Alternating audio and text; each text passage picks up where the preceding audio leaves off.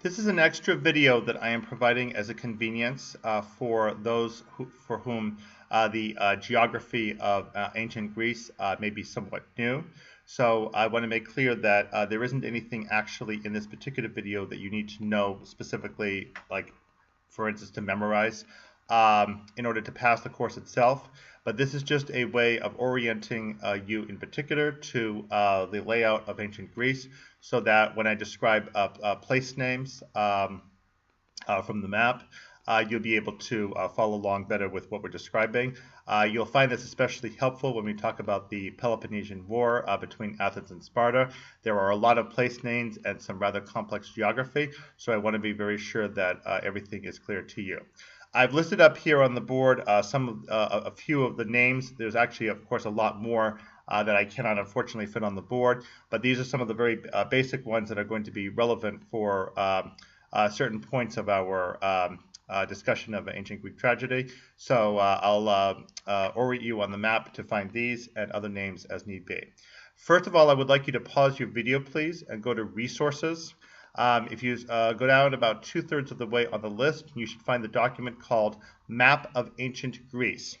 Please pause your video and go and open the Map of Ancient Greece.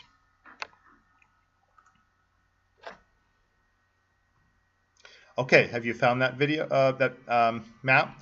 If you wish to, there's also another map you can also open, which is the Athenian Empire map. That, of course, shows the same part of the world, but that one is a bit different because that shows in yellow the territory that was occupied politically by Athens just prior to the outbreak of war between Athens and Sparta. So on that map, anything in yellow is an Athenian political entity, whereas the red area is the polis of Athens itself, as well as the area around Athens called Attica, A-T-T-I-C-A. So you can use that map also in relation to the Peloponnesian War. But the map that you should use for now is the yellow and blue map, the one again called Map of Ancient Greece. So if you have that one open, then you're ready to proceed. Now, again, I'm not able to list up here all of the particular place names that you need, but I will just give you a few to orient you, and then other ones along the way shall hopefully be reasonably clear. So first of all, if you go into the direct center of the map, I'm happy to report that Athens is very easy to find because it is just about at the center.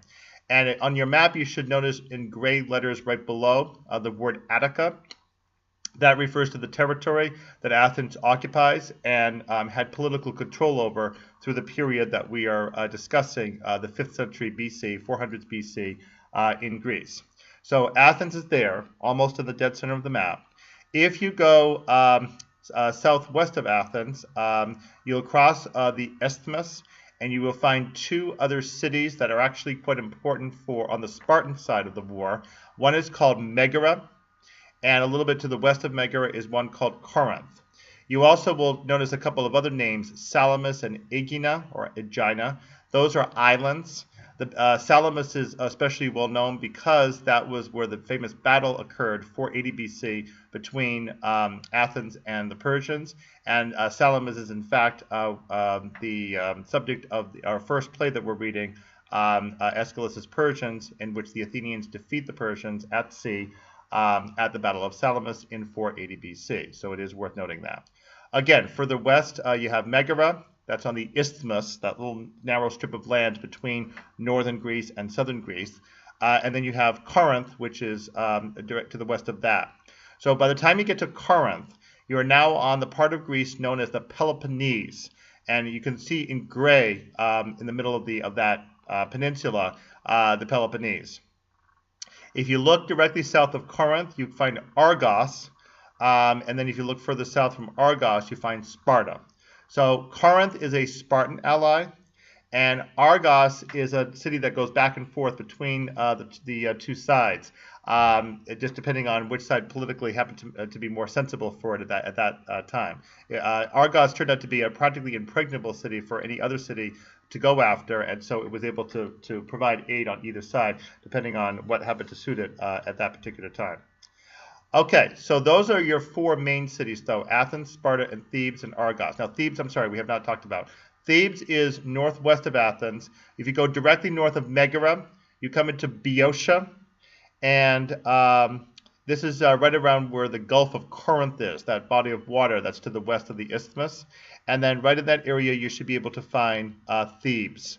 So Thebes is right there, nestled among a group of names that also includes Plataea. Plataea was an ally of Athens, but belonged in the confederacy of cities run by Thebes. That was unfortunately a very awkward position for that poor little city to be in, and it would suffer dire consequences as a consequence of its being caught in a vice between those two cities. As you probably are guessing from what I just said, Thebes and Athens were enemies. And Thebes also was an ally of Sparta in the Peloponnesian War. So you might be wondering, well, if all these enemies are ganging up on the Athenians, well, they don't have any chance. Everybody hates them. Well, that's only partly true. Yes, it was true that everybody hated them if you were not an ally of the Athenians, and you probably might even have hated the Athenians if you were an ally of the Athenians on some occasions. However, how were the Athenians able to conduct this war? Well, let's turn you to the Aegean Sea, which is luckily in very big letters for you near the top of the map. Those islands that you see between Greece on the west side and then Asia Minor, which includes Mysia and Aeolus and Ionia over on the eastern side, that big sea there is the Aegean Sea. And the islands that are in the southern part of the Aegean Sea are called the Cyclades. And some of those islands are important for Athenian history as well. I will point out to you in particular the one called Milos, which is in the southwest corner of that group of islands called the Cyclades. It's almost directly south of Athens. So if you go back to Athens and just go straight south, you should find Milos without any problem. Milos had a little political problem with the Athenians at one point in the war, and we will talk more about that. Now, Ionia is over in the east. The cities that are referred to as Ionians, which include the city of Miletus, that you can see over there, are cities that historically have a political connection with the Athenians because many years, some centuries before the period we're talking about in the class, there were a group of Greeks over in Western Greece that ended up emigrating away from Western Greece over to Eastern Greece. And Ion was the name of one of three sons of one of the legendary founders of Greece back at that time. So this area over in the east came to be known as Ionia, and the Greeks themselves were called Ionians. For them to be able to make that trip over, they went through the Piraeus Harbor, which is right near Athens. It's not actually listed on your map, but the Piraeus Harbor was the main means of transportation off the Greek mainland to go east.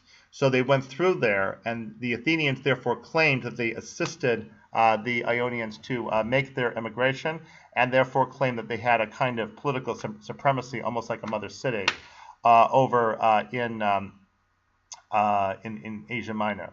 So everything that you see over the east side, which incorporates a lot of what is now Western Turkey, that's Asia Minor. And that includes these cities such as Miletus. Also to the north of Miletus, Ephesus is another important city over there. And so most of those islands, with the exception of Milos, interestingly, and also Thera, most of those other islands that you see there were allies of Athens.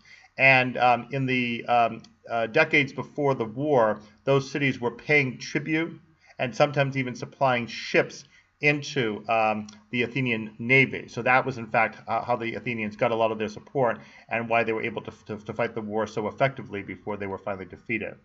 As far as that league goes, that network of allies, the two big islands you have to pay a lot of attention to are Lesbos, Chios, C-H-I-O-S, and Samos.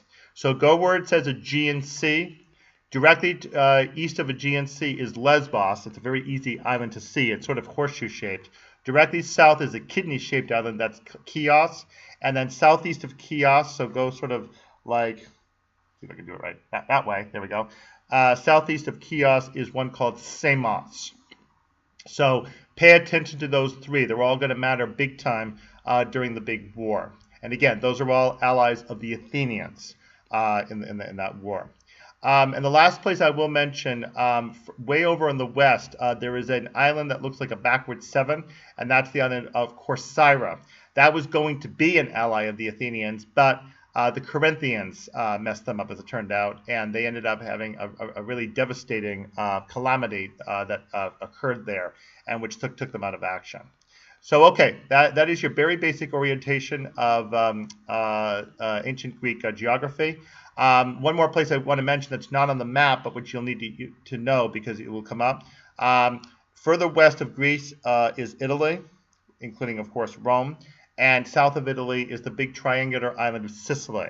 There is going to be a huge campaign that the Athenians will send out to Sicily during the war, so you'll hear references to Sicily in some of our future videos. Okay, well, I hope this geographic reference gets you oriented as far as the geography of ancient Greece. Anytime you listen to one of the videos pertaining to ancient Athenian history, especially the part relating to the Peloponnesian War, which is quite extensive, please make sure you have your map open and ready so that you'll be able to follow geographically where these places are. And as always, if you have any questions about the geography, feel free to write to me at xenophon98@uri.edu, and I'll be happy to help you out. Thanks a lot, and we'll get going now on the course with our 3 playwrights.